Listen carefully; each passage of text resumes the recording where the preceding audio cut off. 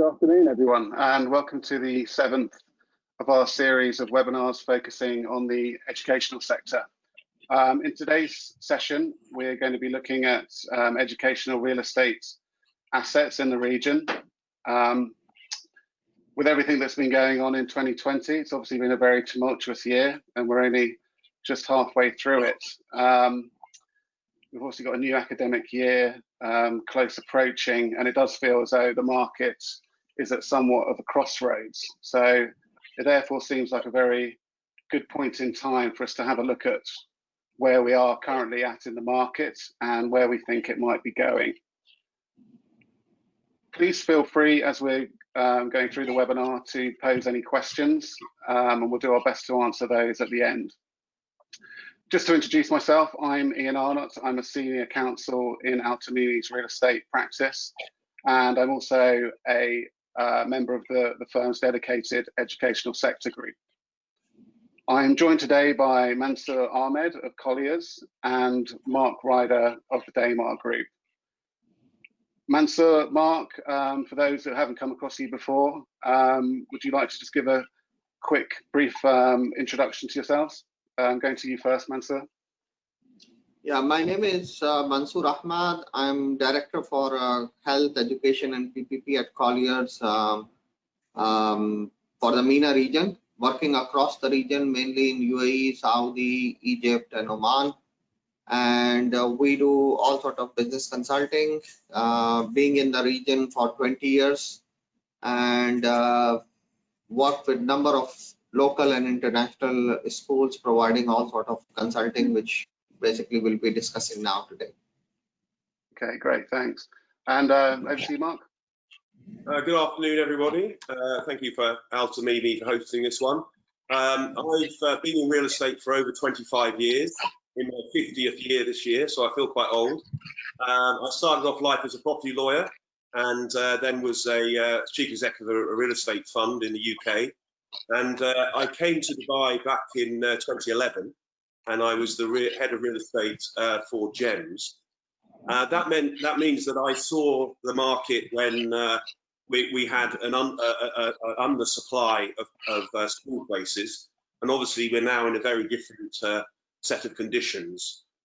So I'm now running my own company, have been doing that for 5 years, called Daymar, and we provide advice and support to investors, landowners and school operators. Okay, thanks, Mark. For our first discussion point, I'm going to cut straight to the chase and talk about levels of rent. I mean, my view of COVID is that it's been a great accelerator of all sorts of different trends that were already in play, you know, prior to anyone even having heard of COVID. And I think one of those trends was the apparent mismatch in the market between owners' expectations regarding levels of rent and, you know, the operators' levels of enrolment and thus revenue. And this pressure on operators has only kind of obviously ramped up with the event of COVID, you know, for various different reasons. I know you've both been in the thick of it in terms of, you know, trying to navigate owners and operators through these sort of choppy waters.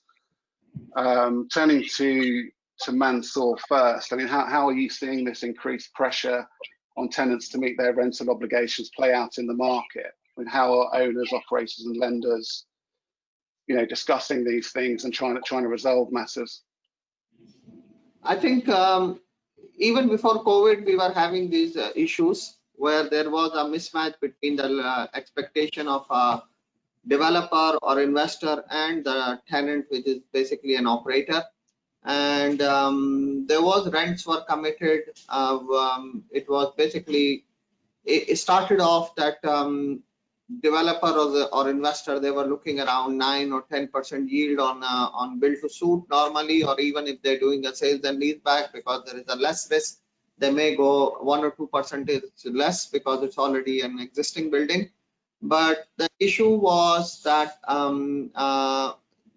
that operator, they were committing those high rent, and those rent were flat rent, a fixed rent. And especially it become quite tricky when you have a startup school, because in the startup school, you can't pay the rent, which is basically you're able to pay it when you have 1,000 students or 15 students or so.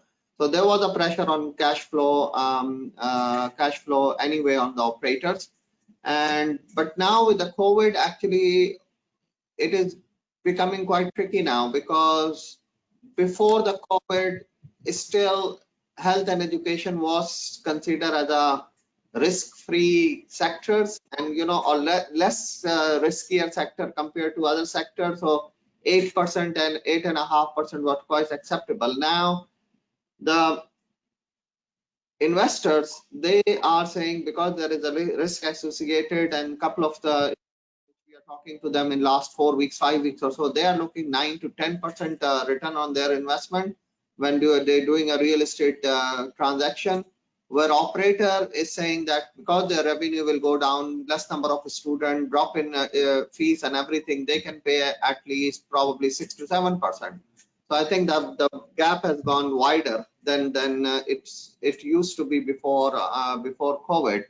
So I think this thing we think that it will go on till next 18 months or so, and then you will reach a consensus what is the right return on investment and what a rent an operator can pay. The second thing which we have seen is investor are still reluctant to accept it, that operator want to pay a turnover rent, just like in a retail shop, another, where they may pay a small fixed rent, but then rest of them is linked to the revenue of the school, which an investor is saying that it's not our problem, and it's we want a fixed rent because we need to pay a fixed they have taken the loan from the banks and others, so we need to pay the bank commitment. We need to fulfill the bank commitment and other. So I think at this moment the market is quite fluid. There is a disconnect between operator and investor, but we think both will going to merge in as the things will unfold once the school will open in September, because only then operator will be able to realize what would be their revenue, whether it will be same as last year or 10% drop, 20% drop, and all those sort of things. I think that's the time we think that by December have more two operator and investor are aligned to each other. At this moment, there is a wide gap between them. Mark, do you have any further thoughts on this? No, I think Mansour's absolutely right. I mean, in a way, we are in the quiet before the storm. If I look back to when I first arrived in Dubai, we really didn't have enough places. There were waiting lists in schools, and that attracted a lot of people into the schools market.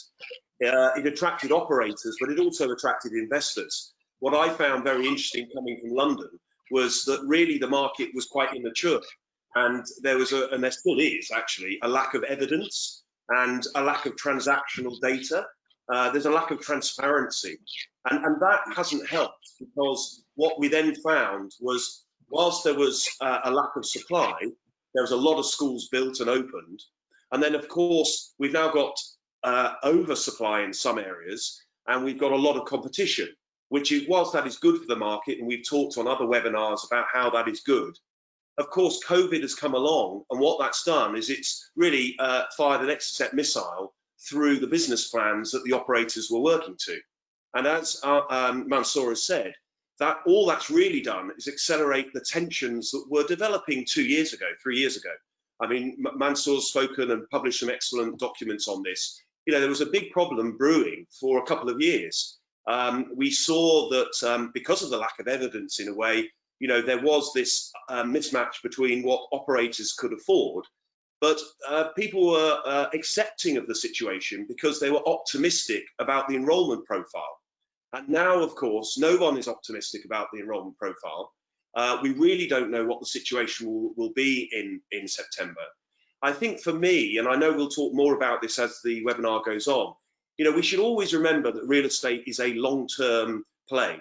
And what's really important is that, in the schools market that has now matured, and is good for Dubai, it's good for the UAE, it's good for the rest of the region, that we have a much more maturing and sophisticated market.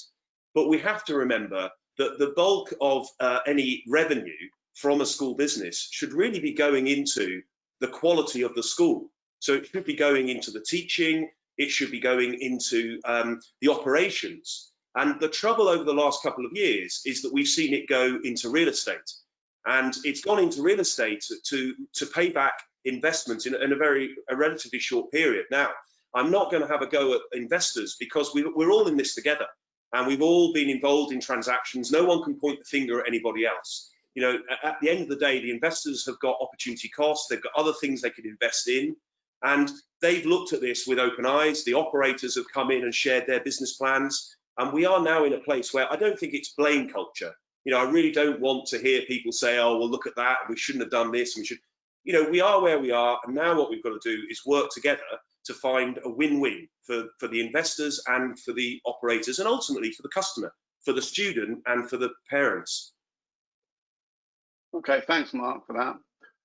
I mean, as you both said, I mean, it's a bit of a kind of wait and see game at the moment to see how exactly things are going to pan out in September with a new academic year. But it'd be interesting to get both of your thoughts on what you think might be the position regarding transactional activity coming up. You know, both at the owner level and at the operator level. If we go to Mark first on that. Well, I mean, already I'm seeing, and I know Mansour is also seeing, a lot of consolidation. So, and I can see this continuing. Again, 18 months is probably right. It's not going to happen in the next couple of months, although conversations are already starting.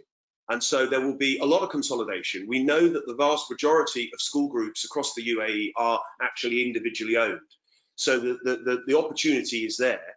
I think the key is going to be, going back to Mansour's point about the relationship or the mismatch, the key is going to be between the transparency and also confidence that the investor has in the operations. And that's going to play into the hands of very well organized operators. You know, people that know what they're doing, can operate schools well, are doing it, have been doing it here for years or internationally for years. I can see those operators are doing well. You know, they will pick and choose. I think there are going to be some very challenging conversations on some opportunities, because, you know, maybe the schools have been built in the wrong location.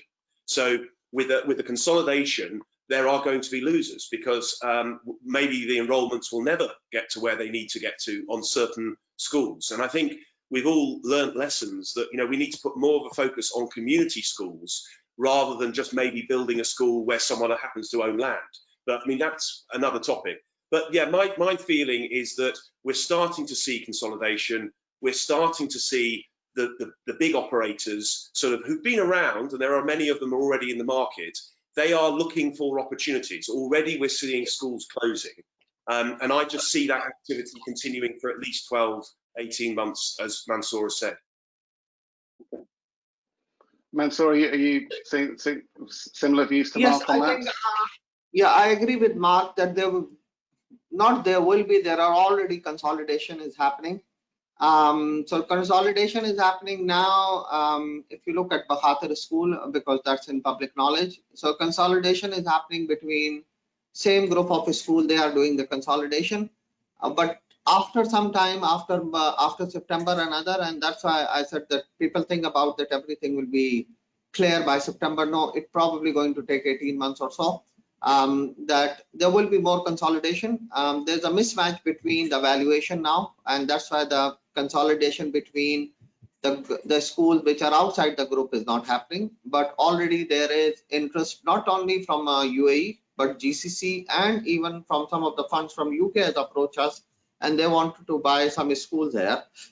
So I think that's happening. The other thing would be, as Mark said, that is not just where the plot is available. Yes, the plot is available because you want to see it and you want to build something there or rebrand that. I think the other thing which we're going to see is, which is very important, is that is the tuition fee.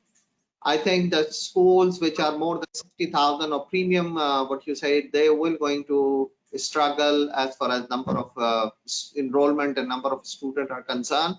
But the schools which are affordable, which are in the range of 30,000 to 45,000 or so, and lower than that, they will have less pressure. So I think the other problem which at least for September will come, which is not clear till now, is, and most likely going to happen, is that there will be a blended learning.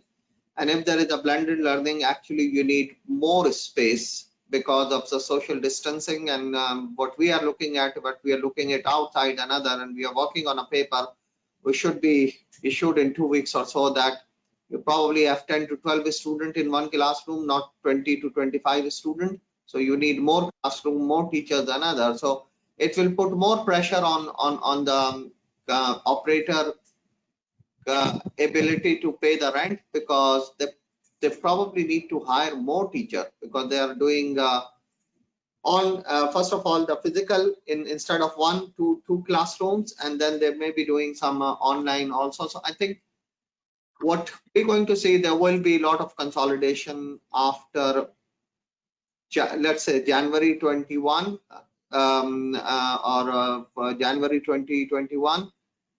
The school will realize in first 3 months that whether they can survive or not. Either they will bring in an investor, or they will basically going to consolidate with somebody, or maybe exit. I don't see if they play well, or if the schools basically, it will be better for schools that they realize that, you know, what is the options available for them, whether they need to bring an investor or renegotiate the rent or other. I don't see a lot of school will be closing down, but school will close down if they basically are reluctant to accept the fact that they will not be able to pay the rent and all those sort of thing, and continue with that. And same thing will be the case of investor also, that investors also realize that I take their side also, because there was a commitment made to them. But if existing school cannot pay a rent, it will be very hard to imagine a new school will come and pay the rent which was agreed 2 years back or 3 years back or so. And I think Mark can add on to this also. Yeah, no, thanks for that. I mean, topics that you sort of touched on there. I mean, one of them was, I think, made reference to those 2 American schools in Sharjah that amalgamated premises. And that's in June, and that's going to for next academic year. So it's a way of saving on the operating expenses by sort of using one campus. So, question to Mark. I mean, do you think that's a trend that we might see going forward? And then Mansoor also touched on blended learning. I mean, is this something that is definitely going to be, is it definitely here to stay? And then what are the implications of this on the future space requirements of schools and other educational facilities? I mean, it's a very interesting topic. I think that what we are definitely going to see is more invention, more creativity. And that's a good thing. I've already seen investors trying to be as flexible as they can. So, they're trying to be accommodating, they're trying to find solutions, they're trying to work with operators, which is a very positive thing. I also see that there is a big challenge when over the last few years there's been a big arms race effectively for schools. We built massive schools, which I could never really understand, but coming from the UK, but we built lots of very big premium price schools. And the challenge with that is that we have to ask ourselves really if this market can support, that type of offering when you've spent hundreds of millions on the land and the real estate. And I think that is a problem, because as Mansoor has said, yes, you can bring in good quality operators. Yes, you can talk about revenue share, but how are you going to solve that problem without a big write down in the valuation? And that's not necessarily fair for the investors. They haven't done anything wrong. I think the other thing that we will see is the blended learning piece is really interesting, because we've all been quite shaken by the COVID experience, and I think everyone's learned from it and will not want to be in the same position again. Whatever comes along, and something will come along, it might be locusts, it might be a flood, I don't know, but something's going to happen. and we'll have to be ready for that. And I can see, therefore, that we need more flexibility in our real estate. We already were heading towards flexibility in learning terms. You know, schools need to be designed and operated in a way that they can be very flexible for learning. And so I can see an increase of that activity. So I can see blended learning being important. I don't think it will be online on its own. I think online and bricks and mortar. But then you have to ask yourself, what will happen after you have the distance learning, and no, not just the social distancing. We will have a surplus of space in a lot of schools, because I don't think these 2,000, 3,000 student schools will be the future.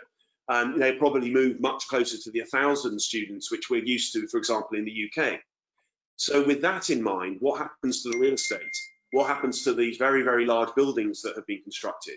And I think that's a really interesting question, because you know, in depending on where they're located, you know, you could see them being used even more for communities potentially. You know, and you can see the facilities actually being used in a way that makes sense out of school hours. But we know that that's not. I was going to ask about that. I mean, obviously, I mean, the UAE is renowned for how good these facilities are, and there's, you know, a real range of different facilities. And you know, there's this sort of question about whether, I think at the moment there's quite strict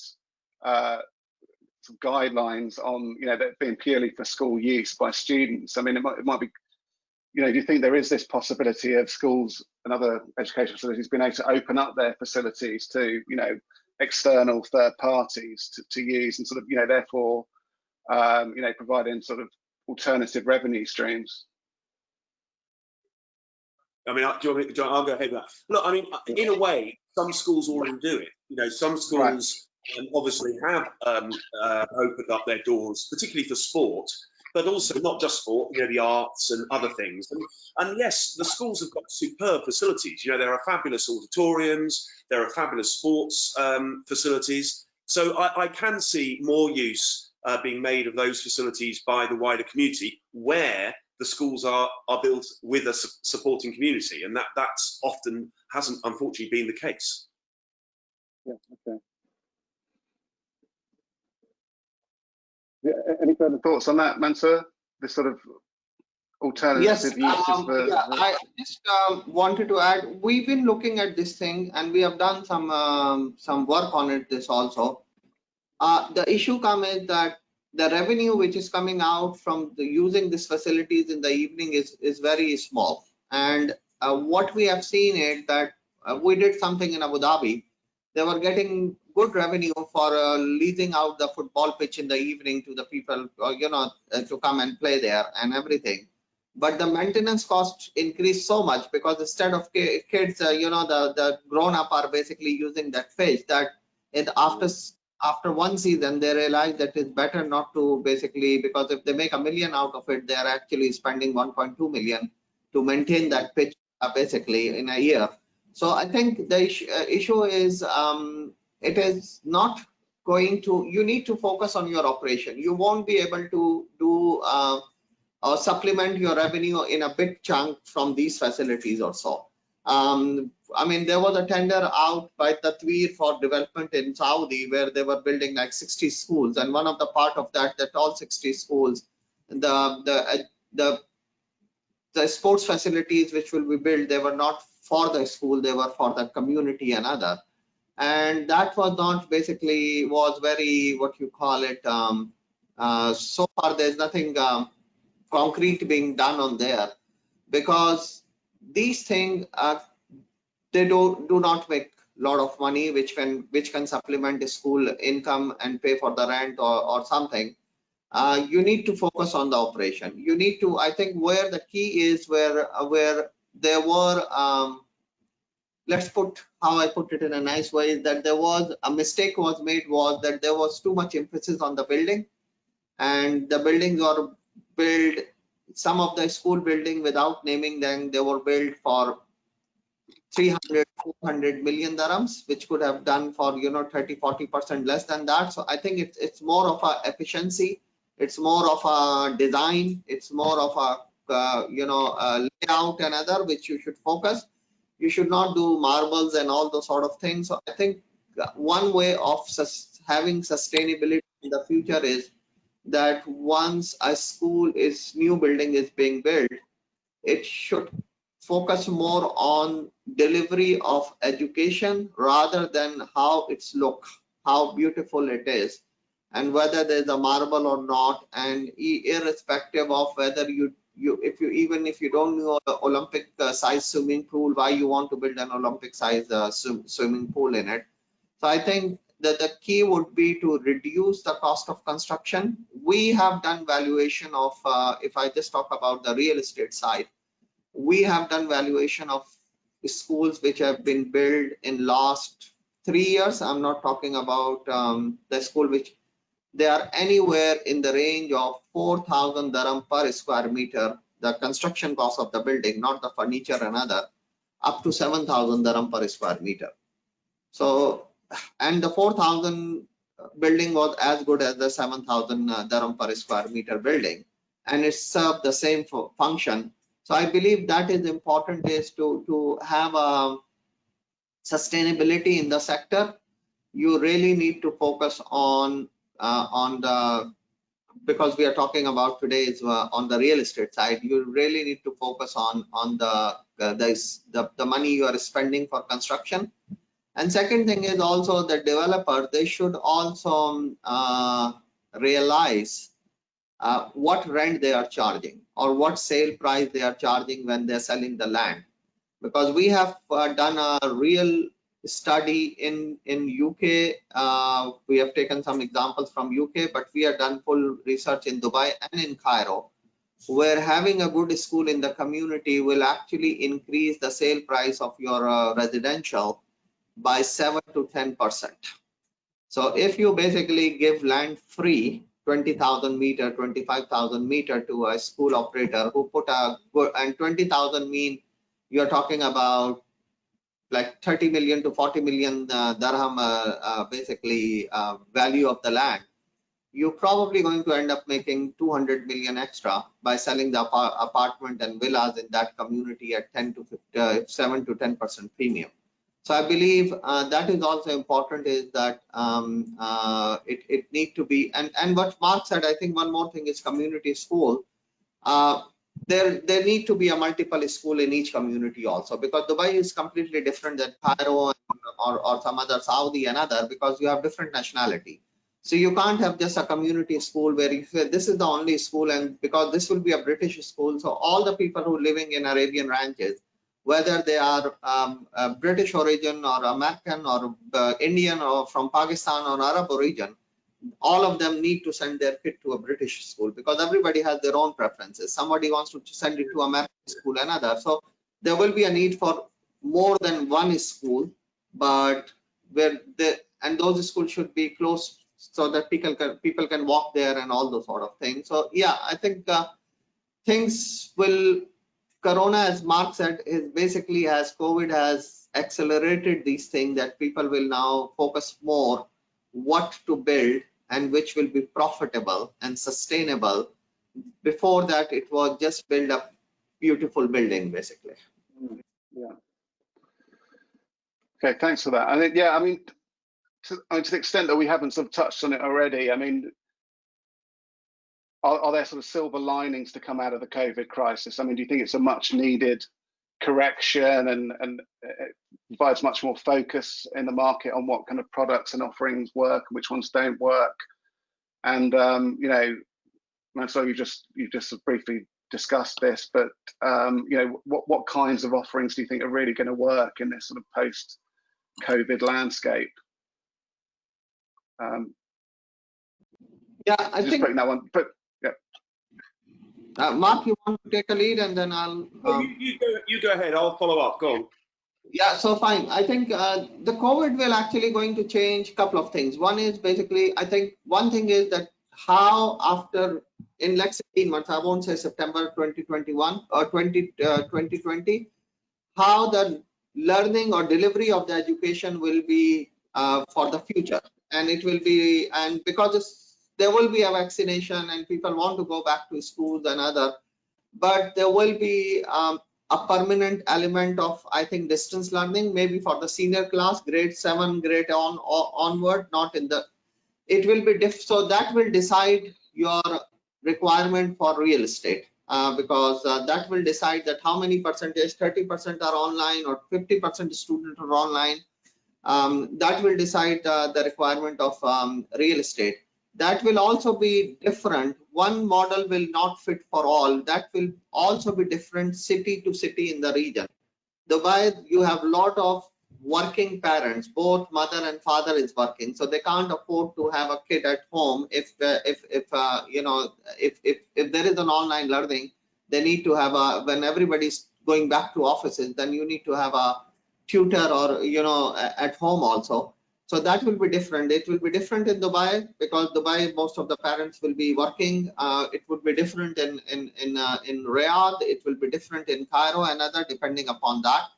The other thing would be a realization.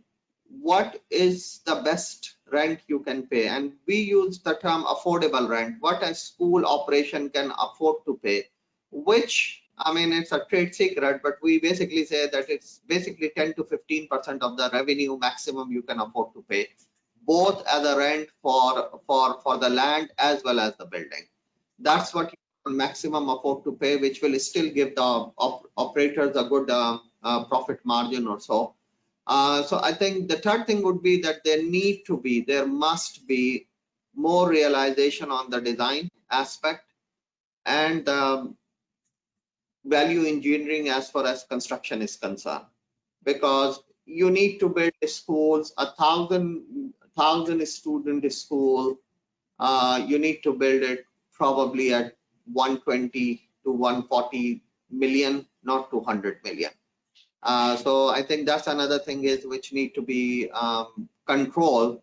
That's all. And the other thing is, as Mark said, we are not on any one side, but I still say that schools, you do sign long-term agreement. Another, if I'm an investor, if I have an apartment in Dubai, I am happy to take a 4% yield on it. But when and where the yearly rents are there, the contracts are on yearly basis. But if there is school building is there, I'm still demanding 8%, 9%. So I think there is a mismatch here that I mean, if you see the residential yield, they are 4%, 5%. A school is more secure. In a mature market, actually the yield will be lower than that because investment is more. But still, we don't have that realization. So I think next 18 months will going to it's a wake-up call for everyone, and next 18 months will be will actually going to benefit this market. This market, I believe personally that it will become more mature, more realistic deals will be signed, and where the default will be less, not more. That's what we believe basically. Okay, thanks, Mansoor. Mark, any thoughts? No, I think Mansour's absolutely right. I mean, I'm an optimist, and I do hope that we learn lessons from Dubai that then are applied around the wider region. You know, Saudi is an interesting market, and let's hope we can guide Saudi in a direction where it learns some of the lessons from what's gone on here. I think Mansour's right that you have to look at the education operations first and foremost, and ultimately, with the changes there, the child has to be at the center of that. You know, inevitably, we will have a change in design and the way in which buildings are used. I think picking up on our earlier conversation, I don't think it is just about sports provision. I think that, you know, schools have to offer better value for money, and that actually means longer days where children have more of an inclusive, so they're having more experiences during the day. Some of that will be online, but some of it will be also part of the fee. Now, what that will mean is that we'll move away perhaps from what we've seen 10 years ago, where schools basically hired out their facilities to external providers, and that was a source of income for the school. But I think you're going to see changes there, because it may be that actually you have a long day, but the children are educated in a holistic way, well-being, etc. during the day, and then actually you have proper time in the early evening to late evening where you can use the school completely differently. So, one of the things that you might see is that school buildings are used not for sport, but for example, vocational training and other formats that are going to be more important for young adults, to equip them for this very challenging world. It may be that we see more of what I see in the UK and in Europe in terms of the use of school buildings for adult training, for example, and for job training, which I think is really key for the future. I think, I do see that there's a lot of pain, and there's going to be more pain. I see people are going to have to work together. People are going to have to trust one another, and we cannot see break even for schools sort of 3-4 years. It's longer than that, because although Mansour makes a very good point about the sort of revenue, or the percentage of revenue that should be paid to rent, and it should be somewhere between 10-12%, pushing 15%. But of course, with the lower fees that we're going to see because of the competition and the lower enrolments we're going to see, the whole package is less. So one has to realise that it's going to take longer to pay back investments, and that's where obviously, as Mansour's saying, the level of investment's important. We need to cut our cloth, and the days of spending 300, 400 million or 300 million on a school facility, I think, are long gone. So yeah, I mean, I think we've got to be very careful that we don't look back too much and point fingers, because what we've seen is very much a product of a very young market that evolved incredibly quickly, and there was not enough private, not enough education, all provided privately. There wasn't enough. So we saw practices like speculation of land for schools, which I find absolutely bonkers. But people were buying plots of land and then speculating and selling them on for more, and it get up and up and up. And I'm afraid I am going to say this, because I always say something controversial. People like Mansour and hopefully myself, we try to add value. We try to see it from the operator's perspective, and we also see it from the investor's perspective. What I saw a few years ago was a lot of middlemen who all come into the market and all try to create money for themselves out of no added value. And I have to say that has led to some ridiculous deals. And maybe we'll see less of that. Maybe, I'm afraid to say this, but please leave it to the people that have had experience and know what they're doing. Do excellent research like Mansour does. We don't need a whole load of middlemen trying to make money off the back of schools, because the people that are losing are actually the students, the teachers, and the parents from this ridiculous, rampant inflation or price escalation that comes from a very, very messy market. We don't need that. We need more transparency, more sophistication, and things probably will be much better in a few years' time. Okay, thanks. And thanks for sort of ending on a sort of welcome, relatively positive note there, Mark. I think, just before we wrap up, have either of you got any sort of closing remarks or any sort of further insights that you can provide us? Yes, I think from my side, as Mark said, I think we feel we are optimistic that this will actually going to fine-tune the market in a way which will be betterment for the market, for the education market, and for the country and the society also. I think it will be it's a wake-up call, and I don't see there's a lot of negativity that schools will be closing down, and so I don't see like 30 school, 50 school will be closing down or something like that. There will be some adjustment, and there will be more consolidation. So what we see, as a collier and myself, that there will be consolidation. You won't be seeing that lot of schools are being closed down, and those who cannot survive, there are other players who are who have the experience, who have the money, and who have the basically appetite to basically to take over those schools and run them more professionally. So I think that's one thing is there, and UAE as a whole, because compared to Saudi and Oman and other, we have Dubai, I think 90% are students in the private sector, and Abu Dhabi, I think 67 or 70%. So this already a private sector driven market. So whatever you will going to happen here, that will shape rest of the region. Actually, this will, and I see that UAE model will be then replicated other parts of outside the region, also in Asia and other places also. So I think that's the good thing is that also I must give credit that the education department, whether in Dubai or Abu Dhabi or Ministry of Education, they are not unnecessarily in having any sort of coming into the market and trying to control the market, because it's a private sector market, and I think it should remain like that. So I think that's very encouraging that the government is giving all sort of support, and they're not going too much into these consolidation and other, which is market driven and has to be market driven. But the last comment is that we see that this whole thing which has happened, it will take probably 18 months or so in case of education sector, but the education sector will come out more realistic in approach and more mature than what you have it now. It's already mature as a quality of education. UAE and especially Abu Dhabi and Dubai they are basically ranked compared to Singapore and other and all those, the quality of education. But in case of the real estate side of it, the next 18 months will going to make it more mature, and wherever there is a little, I would say, fine tuning is required. There is not something like you need 180-degree turnaround.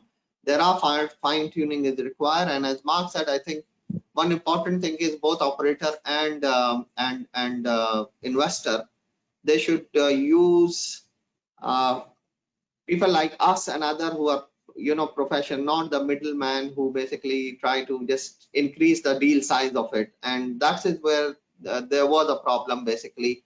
The problem which happened was because of those things or those people. So I think the professional advice from us, from somebody like Tamimi, I'm not doing a marketing, but you need to, when you are investing 100 million or 200 million, you need to spend some money on professional advice to make the best deal which will work, not make a deal based on sitting across the table and just make a deal. I think that's where the problems lies, that a lot of time professional advice is not being taken.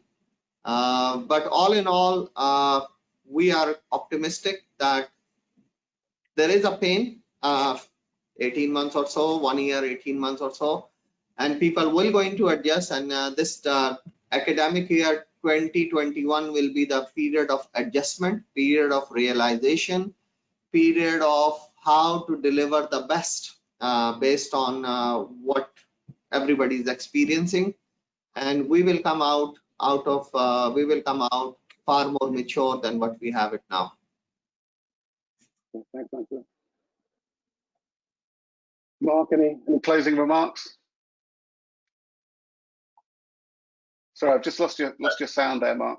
I'm back now. No, I think Mansour said it very, very well. I mean, it's a maturing market. I think it's actually good for the market for the long term, good for the country. I do think people have had a wake-up call. I think people that maybe went into operating schools a few years ago have now sort of realised it's not quite as easy as perhaps they thought it was. And there are a lot of very good operators out there. There are people that realise that what should be at the centre of this is the child, not the building. Buildings should always be peripheral in a way. And I think it's a good thing if that is now rebooted, and investors and operators are focused on the long term, but focused on real quality and putting the child first. That has to be good for the country, for the region. And I look forward to working with you all to ensure that happens.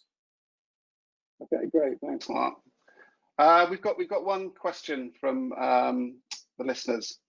It's from Dennis Revisa.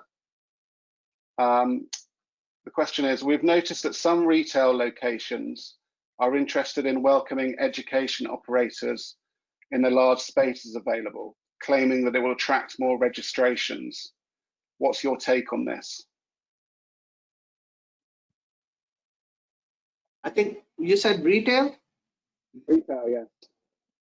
Oh, so it's shopping. Okay. No, I think it's a regulatory issue, and if somebody wants to convert a mall, we have seen it that it being converted to a hospital in several places, and it's basically whether it is it fulfills the regulatory environment or not. And normally, if you see what about the outdoor sports facilities? So I think it depends upon yes, it can be possible, but it will depend upon whether it fulfill the basic function of having a school or not. If you are talking about a higher education, yet it's far more easy because you don't need the sports facilities and other. You just go and have a classes and other. That can be possible, but school, I think you need to. It's not just the monetary side. It's not just where it is located. Another, it is whether you can actually use it for a school or not. That's the first question. I think that would be the first question from my side. Will be yes, it is possible if it can fulfill the regulatory requirement. Okay. Yeah, I mean, what I would add to that, Ian, is that I think we are going to see more and more of these really creative solutions. And I think one way of looking at this is you might have a school that's close to retail that has sports facilities that actually you could share with a school that's providing a different type of education. So I think you're going to see, when we talk about consolidation, I think it's consolidation like that, not just the merger of schools. And I think that's the only way forward. You are going to see a situation where, unfortunately, I think we've got too much real estate at the moment. So in a way, to have more real, I mean, what we have on the pipeline for the next couple of years, with the new schools that are being delivered and the ones that are being sorted out now, I really do think we've got enough real estate for many years. So I think repurposing of existing facilities, retail, could work if we need more space. I think we need to see more integrated communities, so schools where children are cycling and walking to school rather than driving, all those sorts of things. So if you have retail and it's got good setup with a residential around it, then that could be very interesting. But yeah, I think creativity is definitely the way forward. Creativity and consolidation. Okay, great, thanks. Yeah, there's no other further questions, so that seems a good place to wrap it up. Thank you to everyone. Well, thank you to Mansoor and Mark. Really good insights, very interesting. And thanks everyone for attending. This is the last of our webinars on education for the time being, but we are hoping to start them up again later in the year. So we'll keep you all posted on that. Okay, so thanks everyone, and hope to speak to you soon. Thanks a lot. Thank you very much. Thank you. Bye. Bye. Bye.